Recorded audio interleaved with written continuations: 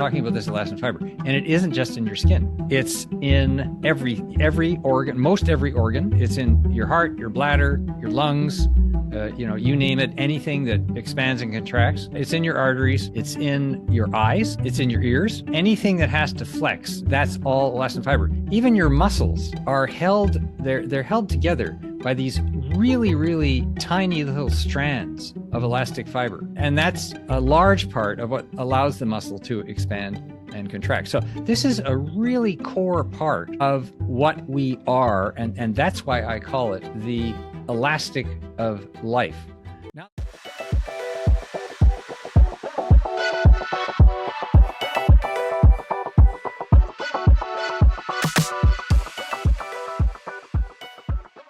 aloha and welcome to another show, guys. I'm so excited to introduce my special guest today, Douglas Mulhall.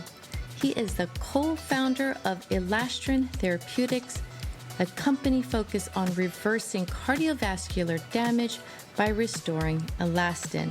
It's the key protein that keeps our arteries, heart, lungs, and skin flexible.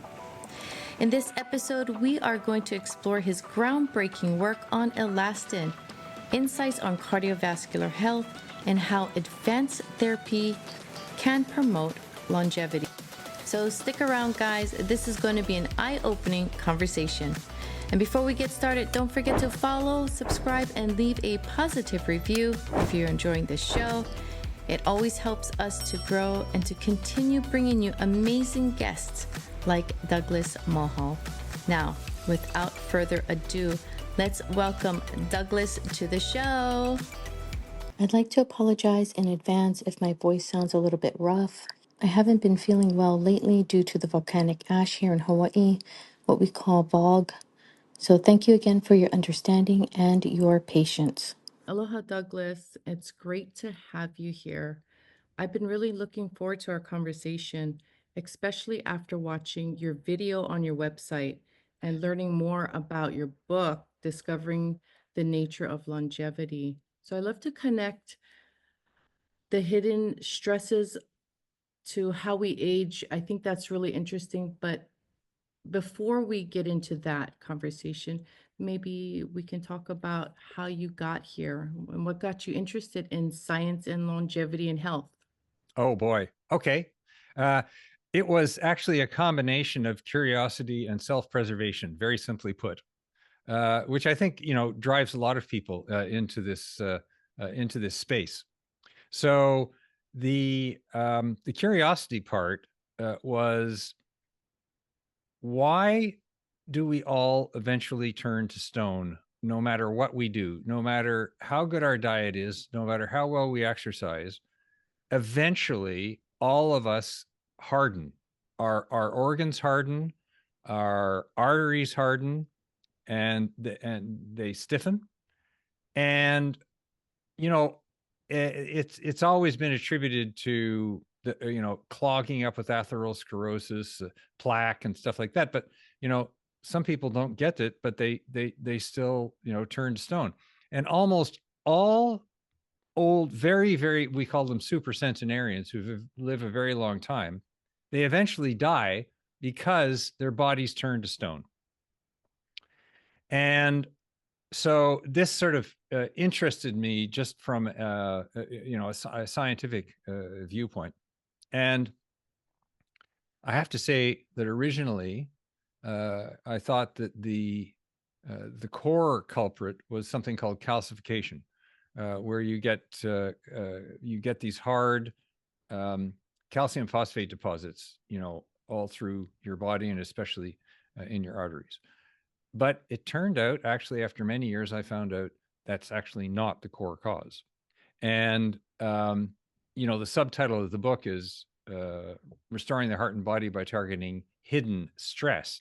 And it's actually those hidden stresses that are the trigger.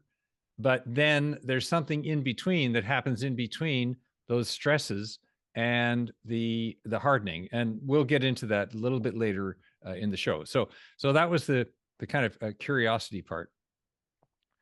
And then the self-preservation part was that heart disease, kind of doesn't run in my family, it gallops. So, my dad died of heart disease. He had it all of his life. By the time he was my age, he'd had 3 heart attacks. And so, on one side of my family, my grandfather died at 42, of cardiovascular related causes. And I thought, okay, so I am definitely a candidate.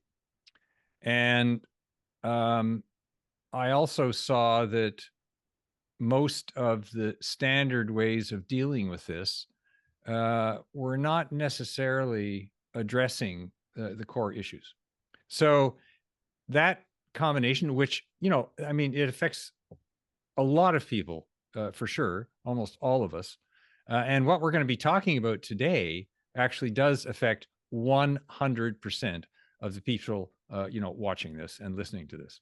How is the elastic, because your book talks about this, how is the elastic that drives the heart, arteries, and skin being restored? Can it be restored? Well, it's interesting because, people who are interested in skin beauty and health always hear about collagen, right? Yes. Mhm. Restore the collagen in your skin so Mhm. that you can be more flexible and beautiful. Only one problem with that, okay? And the problem is that collagen does the opposite. Collagen makes your tissue firm and strong. It doesn't make it flexible. So the stuff that makes it flexible is actually woven in between the collagen fibers, and it's called elastin fiber. And so that's the stuff. And I'll just, give you a demonstration here. So it will expand and contract in a fraction of a second, 8 times its standing distance, billions of times in your life. And this elastin is actually created mostly before the age of 15 in your body, and it's your body designs it to last a lifetime. It's got a half-life, so-called, of 70 years. So this is what, when you say the elastic, the elastic in your body, that's what we're talking about. We're talking about this elastin fiber, and it isn't just in your skin. It's in every organ, most every organ.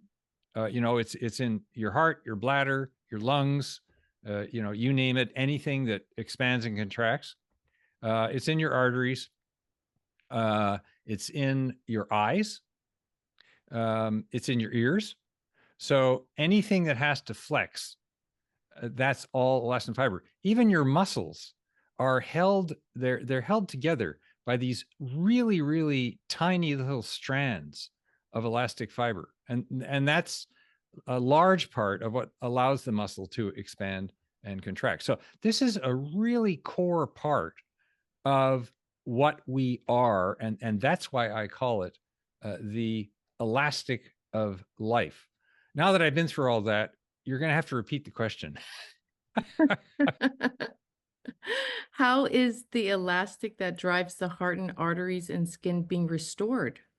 Okay. There are a number of ways to do this. In Australia, they are using something called a scaffolding, which is just like a scaffolding in construction, made out of some of the building blocks of elastin fiber. So one of the building blocks of elastin fiber, not to get too technical about it, is called tropoelastin. So they are putting tropoelastin onto a scaffold and then putting it onto a wound or damaged skin or acne scars. And it kickstarts the process of elastin fiber reassembling itself. And this is really important because after the age, when you're in your late 20s, your body stops assembling elastin fiber. It just stops. And when that happens, because of all the stuff that's going on, it doesn't matter whether it's UV radiation or alcohol or pollution or injuries or any of these things, they all start chipping away at the coating, the protective coating that is around this elastin fiber. And it starts to fray. So, for example, I hope, and for those of you who are listening, I'm holding up an image, and on this side of the image is elastin fiber in a 6-year-old. You see it's nice and smooth, all these little fibers all over the place. And on this side is elastin fiber in a 90-year-old, which, as you can see, is a frayed mess. Okay. So that's what's going on. And what we want to do is get from here to here, or to prevent this from going from here to here. So that's a graphic representation of what is going on with elastin fiber. Now, the second method that has been developed comes out of Clemson University in South Carolina in the United States. And a scientist by the name of Dr. Naren Vivahari discovered that a tannin or a polyphenol, polyphenols are found in things like grapes and fruit and stuff like that. And certain tannins, which are also polyphenols, are found in, for example, the rind of the pomegranate fruit, the bark of certain trees. You have multiple sources. There's one particular tannin that actually kickstarts the elastin assembly process, and it's called pentagalloyl glucose, or PGG for short, which no one really has to remember. All you need to know is that when this is injected into the arteries, for example, or onto skin, it will kickstart this assembly process.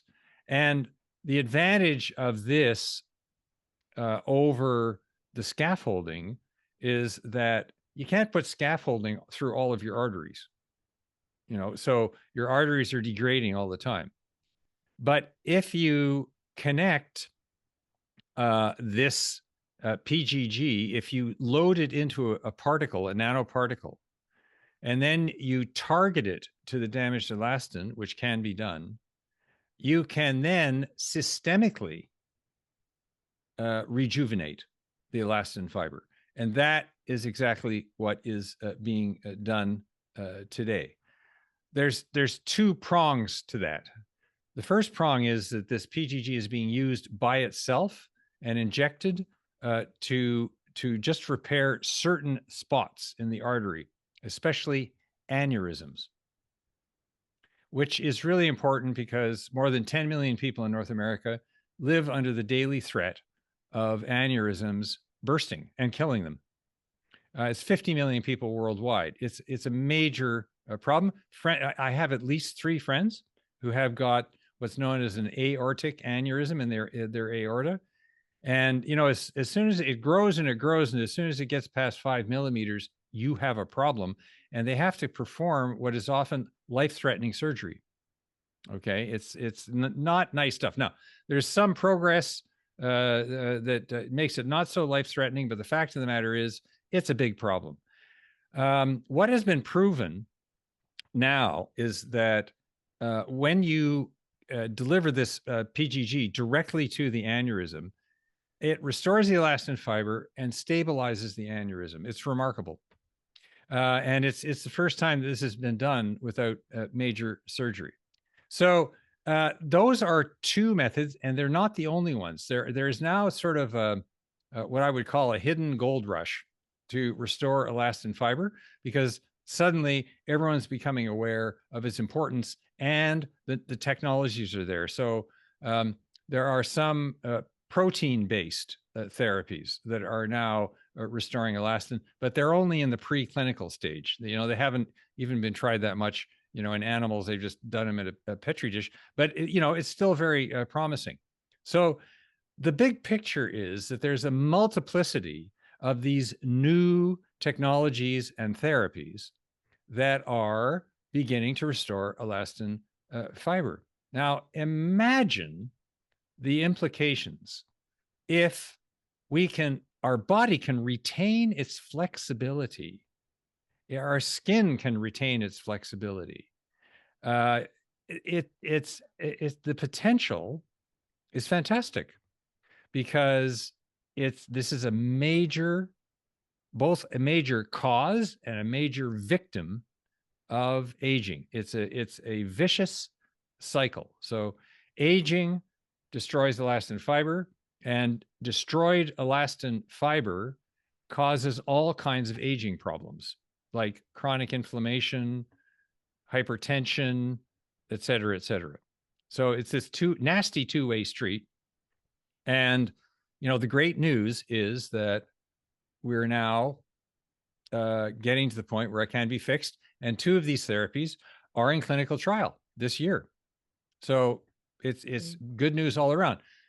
The only thing is, I believe that we should be spending much, much more money on this. The National Institutes of Health, private funders around the world, investors, they really could benefit financially, but also push the technology forward by putting some resources into this.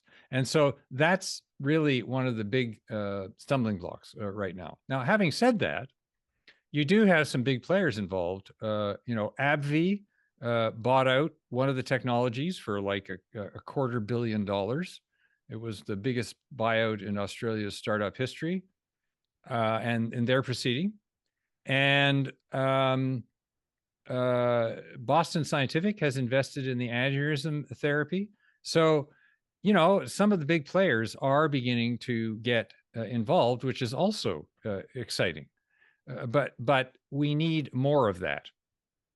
Your book also talks a lot about stresses like toxic metals and how that can damage us. And in fact, it even limits how long and how well we live. That's right.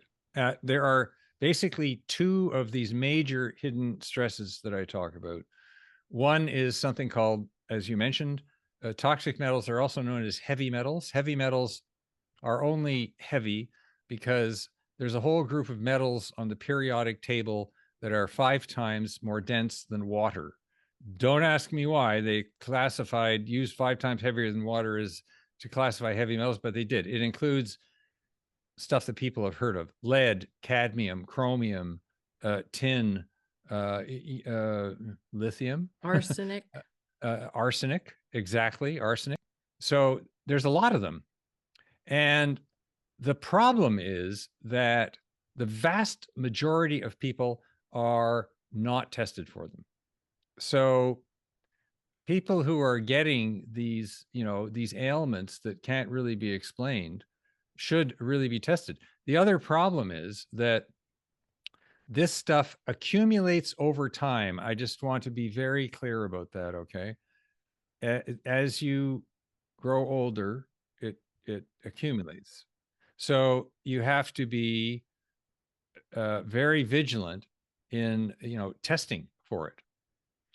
So the important thing here is to understand that first, the standard blood tests probably will not show you the full extent of the heavy metal contamination, because those metals lodge in your tissue, not in your blood. So the blood is a small indicator, but most people who do the blood test show us within acceptable levels. But then if you do something called a challenge test, which is available from a lot of integrative doctors around the world, if you do this challenge test, and I've done it, for example, you find that the levels suddenly go up because this stuff is flushing out the metals into your urine. And so then they do a urine test. And that's why it's called the challenge test. So that's point number one is we need to standardize a different type of testing to get a really accurate picture.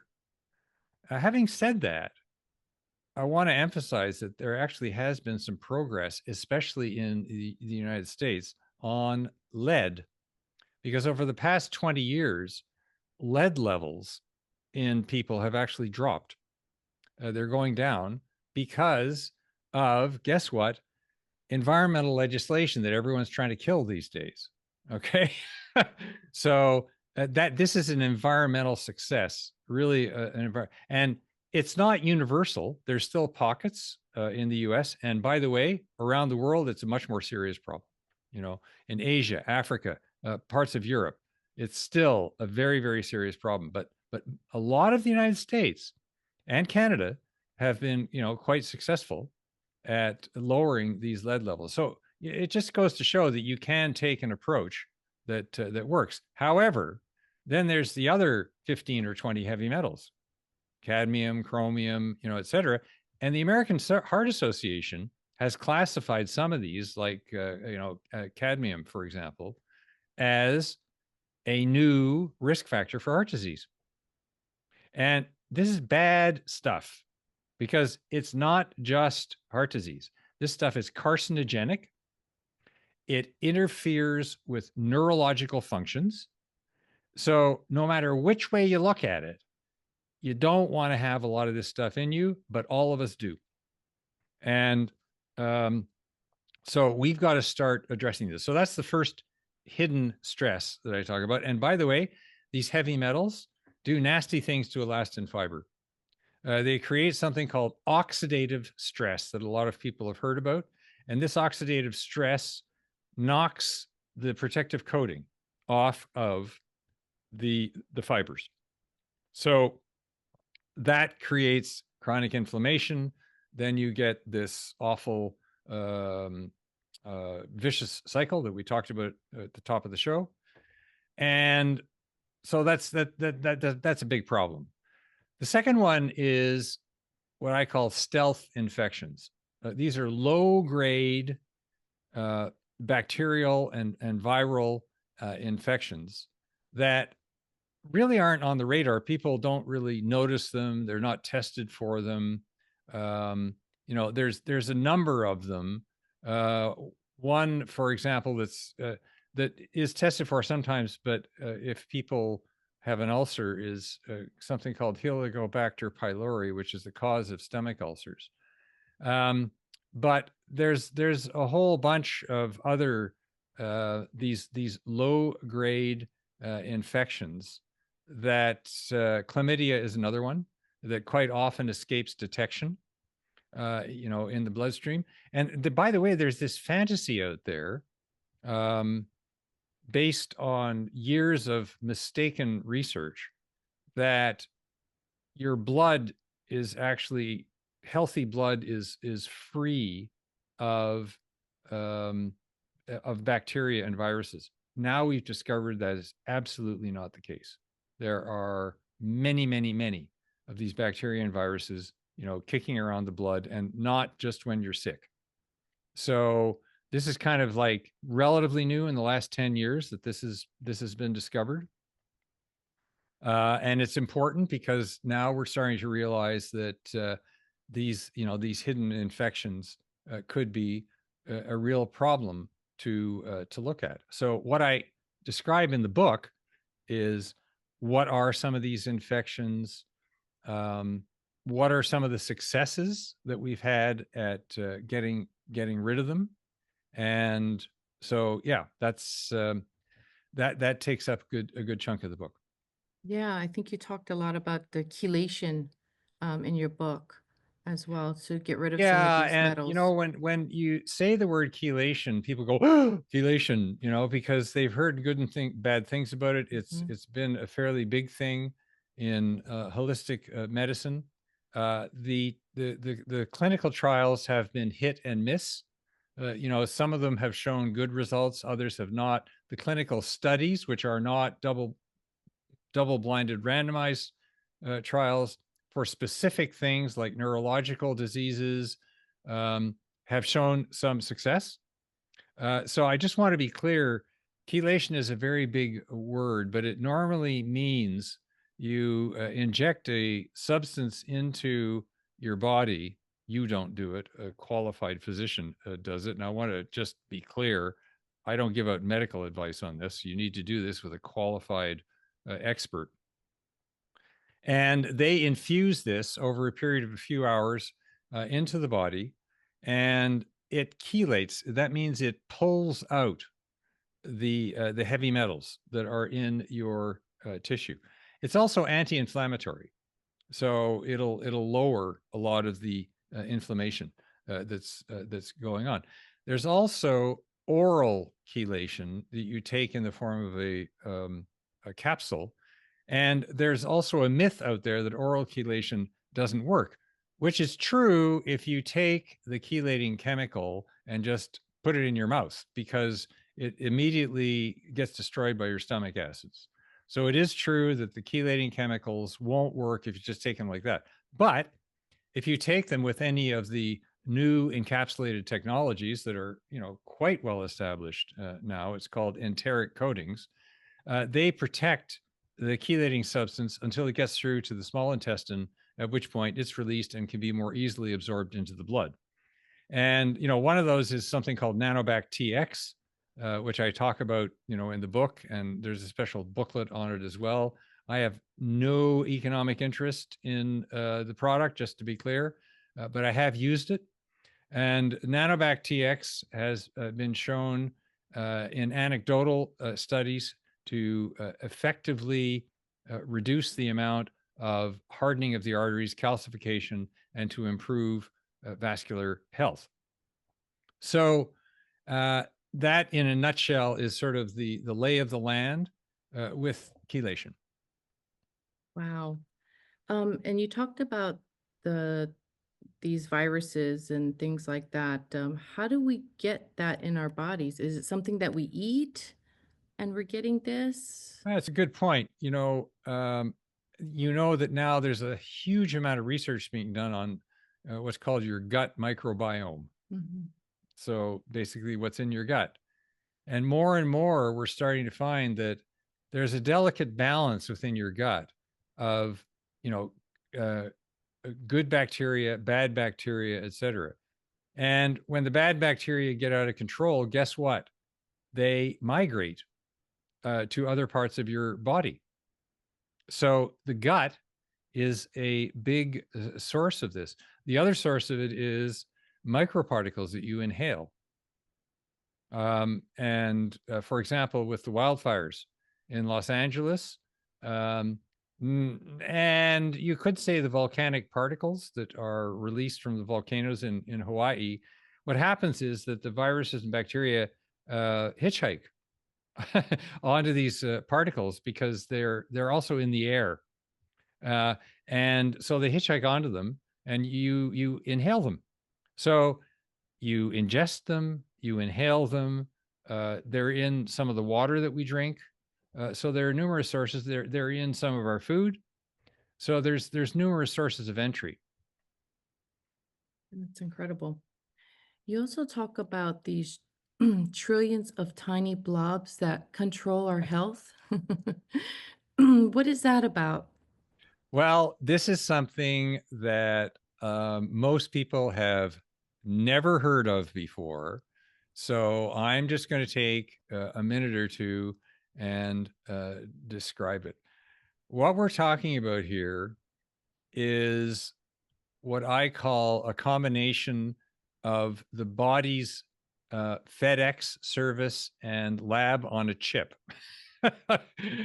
It both delivers messages throughout the body, instructions, and it serves as a protective womb, so to speak, a really small one, where different proteins can be combined as instructions to different cells. Now, where is this all going on? This is going on in really tiny nanoparticles known as exosomes. They're also known as extracellular vesicles, but let's use exosomes for short because it's easier. Now, every cell in your body generates thousands of these exosomes that they have a relatively short half-life. They basically they're programmed to go out of the cell. They're full of hundreds of different proteins, DNA, RNA, and they're programmed. There is many kinds of exosomes as there are cells, because each of these cells use exosomes for different things. They will use them to keep you healthy, so promote your immune response, or make you sick in the case of bacteria that want to invade you. Viruses will hijack them. They'll hide inside them because these exosomes have developed a wonderful habit, and they've been designed this way by cells, to go into other cells without provoking an immune response. So the viruses know this. They're really smart. So they hide inside. And that's how you get infected with viruses. It's a brilliant strategy, smart viruses. So imagine that if every cell in the body is producing thousands of these, there's trillions of them in your body, far, far more than your cells. And they are not in the cells. They're roaming around in the space outside your cells, which is known as the extracellular space or the extracellular matrix. And this matrix forms a huge part of your body. This matrix is the scaffolding that holds all your cells in place, all your organs in place. And so all of that is outside of cells. And until recently, the extracellular matrix actually wasn't explored that much. It's only been in the last 15 years. Everyone's been focusing on cells, but not on the extracellular matrix. And what they're discovering is there's a whole lot going on out there that has profound impacts on human health. So these tiny little blobs are fundamental in delivering instructions to different parts of the body, in playing a role in immunity and infection, in playing a role in hardening of the arteries and heart disease, because what they do is they will participate in the inflammatory response. And if that doesn't work, the cells load them with a substance that calcifies. They go straight to the damaged elastin, drop that substance off, and you get these little crystals of calcification happening. Well, that don't sound good. No. So I call that Dr. Jekyll and Mr. Hyde. That's what these exosomes are. And it's a little bit like elastic fiber. Elastin is also Dr. Jekyll and Mr. Hyde because it drives every breath you take and every move you make, and then it falls apart and slowly starts to kill you. All of us. Hey, Ohana, I hope you're loving this conversation as much as I am. I just wanted to pause for a quick moment to ask for your support. If you're enjoying what you're hearing and feel like we've earned it, we'd be so grateful if you could leave us a rating or review. Your honest feedback really helps us grow and reach more people who love exploring these fascinating topics. And if you think this episode would resonate with someone you know, don't forget to share it with them. Mahalo nui loa for being part of our journey. Now, back to the show. Although I spend a little bit of time on the benefits of exercise and diet, I'm not going to try and replicate what hundreds and hundreds of other books have talked about. This book takes off where those things don't work anymore, where we all get old. Our elastin is all degraded. We all get hardened. And that's the purpose of the book, is to bring attention to the hidden stresses that do that and the solutions that are being developed to solve that problem that go beyond diet and exercise. So diet and exercise, yes, absolutely. No question about it. I have to say, like I've been on a plant-based diet for years. I feel better for it. But I know that is only, one solution, and it's not anywhere close to the solution that's going to allow us to break through this 120-year barrier where we all die. And it's not going to stop us from growing hard in our arteries. So you can forestall it, you can put it off with proper diet and exercise, but in the end, it gets you. And that is what the book is about, and the solutions to that. Is there something we can do then? Is there supplements we can take to improve our heart? Like I say, the Nanobac TX is really a supplement. So that would be an example. And the ingredients, I actually list them in the adjunct to the book, and people can see them there. So yes, combinations of nutraceuticals will definitely improve your vascular health. The combination of a chelator and the nutraceuticals together is really the magic. And people have spent years and years and years figuring out which of those nutraceuticals are really the most effective and in which combinations. That's great. Yeah, I definitely want to look into that more. How has patients managed to escape the trap of uninsured and unexpected health costs of this? Well, here's the point. The when people weigh the difference in the cost of using a chelator or nutraceutical, or something like that, against an insured cost of surgery, they say, well, my surgery is covered by my insurance.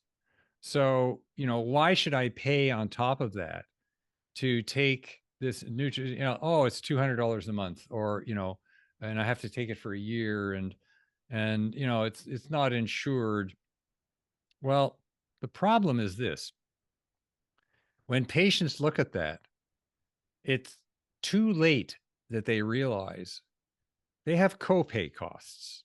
Okay, for a $50,000 operation, you've got copay. The drugs are not fully covered quite often, and I will almost guarantee you that most insurers do not cover the cost of, or at least the total cost of recuperation. Being out of commission, not being able to work for a while. All of these things. These are the hidden costs that are the real problem. And there's actually been a study done of the comparative costs of the chelation and nutraceutical approach to the conventional surgery, and there was an 85% drop in overall costs, both for the healthcare system, and for the patients. So that's what I'm talking about. So, and everyone knows, I don't have to tell everybody that our healthcare system is broken. Doctors are saying it. There's everyone is in full agreement on this, on the left and right of the spectrum. And so we can't go on with these types of costs. And I would just, I would say to people, before you balance the different costs of something that's insured and not insured, please make sure you're looking at the full costs that are associated with these surgical and conventional drug approaches. That's the only thing that I'm saying. Are there any skincare products that you know of or approaches that you believe that can genuinely help restore or protect elastin in our skin? There is actually one product out there. Again, I have no financial interest in it whatsoever, but it's called Neolastin. So it's Neolastin, Neolastin. And I think the website is neolastin.com. Oh, and by the way, I just wanted to mention that you can read a lot more about all of this at my website, which is the short name for it is calcify.com. It's calcify.com. The long name is natureoflongevity.com, all one word. But the Neolastin is a really, really interesting product because it contains this tannin, this PGG product that we talked about earlier. And it showed some pretty impressive results. It is, as far as I know, the only product that's on the market right now that does contain this PGG, along with a whole bunch of other things. And it was developed in collaboration with Dr. Vivahari, who is the original discoverer that this PGG actually helps to kickstart the process. So that's number one. Number two, as I mentioned earlier, things like Nanobac TX will prevent the further destruction of elastin. So it's more of a preventative thing. And when you get some of this gunk out of your system, it frees up your cells to start making your arteries flexible again. So the elastin that has been basically encased in this gunk gets freed up to do its job, even if it's partially damaged, you know? So these are the different approaches to this. Wow. Now, if there's one key takeaway you want readers to get from your book, what would that be? Get a second opinion. You know, I mean, you need to ask your doctor about this, but the real takeaway is great diet and great exercise will only take you so far. You've got to dig beneath the surface to see these hidden stresses that are really aging us and act accordingly. I agree. How do you envision the future of aging and longevity? What do you think that's going to look like in 50 years from now? Well, I would say that in 50 years from now, it is impossible to predict the future by any stretch of the imagination for one very simple reason. Artificial intelligence is proceeding at such an unbelievable pace that I just happen to believe that we're going to have a very different type of humanity in 50 years. We're going to see a melding between the biological human beings and artificial intelligence that is going to transform everything. So the way that that's going to look, no clue. And anyone who tells you that they think that is dreaming. If you look in the next 10 to 20 years, what you can see is, of course, there's a lot of investment going into longevity technologies. A lot of people have heard, for example, of Brian Johnson, who is become sort of the ultimate longevity guru, you know, who's doing everything possible to his body. Hats off to him. A lot of people criticize him and they think he's crazy.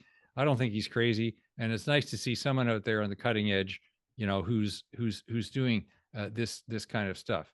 He's not recommending it to everybody, but he is sharing all the information with everyone for free. So, you know, you can make your own decisions. So there's a massive amount of investment going into so many longevity technologies. And the key thing about all of them is it's a very different approach to medicine, because what you're really talking about is not a single disease that all of our conventional medicine, our regulatory structure is focused on right now, but rather a systemic approach to improving overall human health and arresting and reversing the aging process. That's not, with one possible exception, on the regulatory radar right now, which is making life very difficult for people who are working on these longevity therapies. The one exception is a new longevity therapy for dogs. not people, Wow. but for dogs. Okay. And this therapy basically suppresses a protein that occurs in increasing amounts as the dog ages and as people age. So usually what happens is that drug companies do the people thing first, and then they spin it off to companion animals like dogs. These guys are doing exactly the opposite. And this is really, really interesting because I think is going to be a new way of approaching longevity therapies, is to have a much closer relationship between therapies for animals and therapies for people. It's much easier to get regulatory approvals for companion animals than it is for people. So we can accelerate some of these therapies by doing this. And by the way, what's really interesting is that this particular protein that we're talking about is also involved in processes that degrade elastin fiber. So you can understand a little bit about why it might be effective in prolonging the lives of our pets. So yes, so there's all kinds of facets of aging and investment in aging that are going on. But what we really need to do is get a regulatory system in place that is going to give more rapid access to this and have measurable methods of reversing and preventing aging. Oh, yeah, I agree.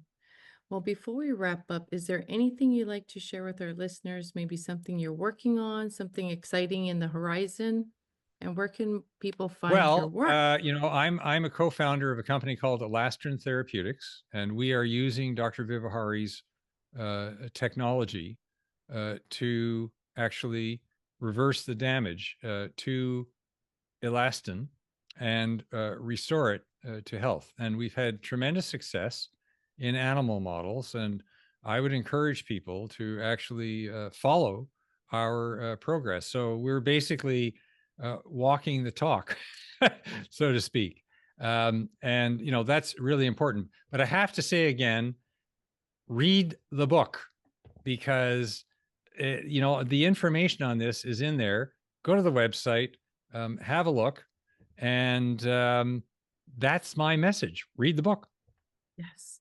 Well, where can they find your work?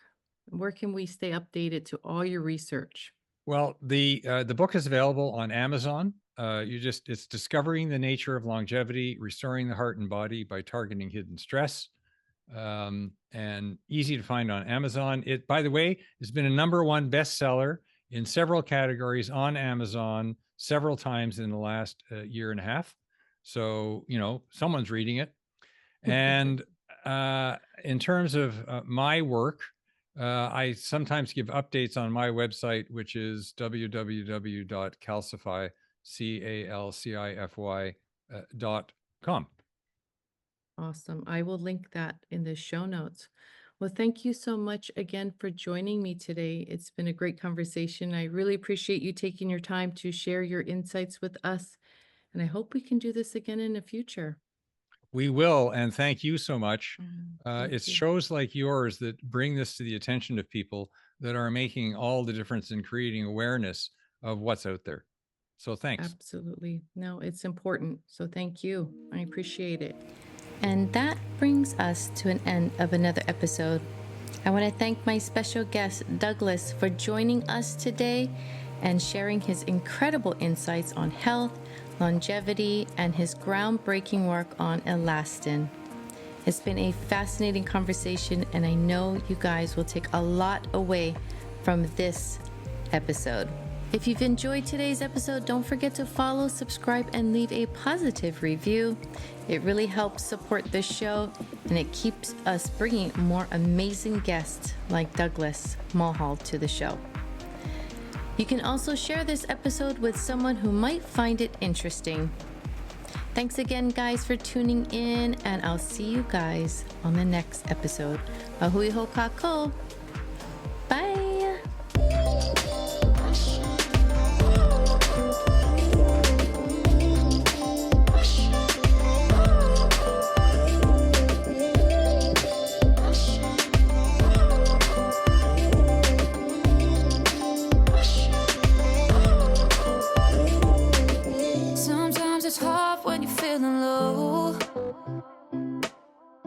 can't figure out which way to go. Oh, there's stars in my eyes, I can't see which way is right. But oh, if there's one thing that I know, it's only up from here, 'cause there's no one else that's me. I'm unbreakable, unstoppable. Me, I'm creative and I got a lot of things to share with everyone. Shining brighter than the sun. I'm me, unbreakable, unstoppable. Me, it's scary to start breaking down your shell, but I think everyone needs a little help. Trying to find that place, need to give myself some grace. Oh yeah, mistakes all I make. Me, I'm unbreakable, unstoppable. Me, I'm creative and I got a lot of things to share with everyone. Shining brighter than the sun. I'm me, unbreakable, unstoppable. Me.